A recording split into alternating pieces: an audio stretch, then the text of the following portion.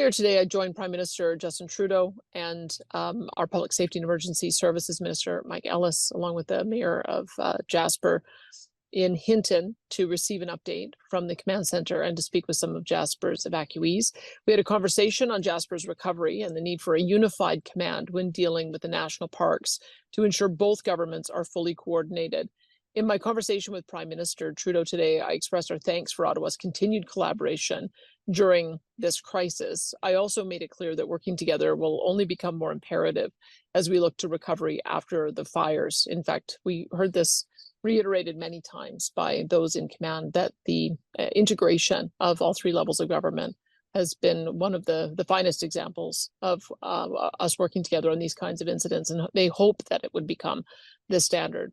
Once re-entry is possible, we will need to tackle many urgent priorities to ensure the needs of residents are being met. Right now, it's estimated that upwards of 350 residential structures have been lost within the Jasper municipal boundaries.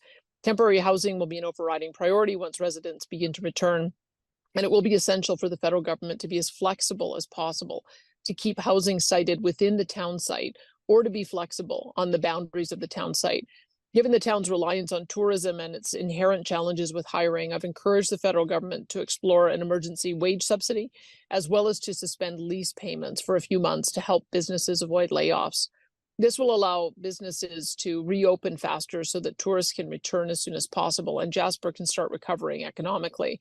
I've also asked for Ottawa to consider additional federal funding under the $4 billion Housing Accelerator Fund to help Jasper take on additional land planning responsibilities.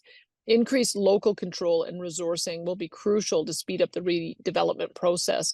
They were already in process on doing this, but this should be an opportunity to accelerate that local decision making. I've also indicated to the Prime Minister that owners of critical businesses have as of today, been permitted to access their businesses to begin assessing damages and necessary repairs as required by their insurance companies.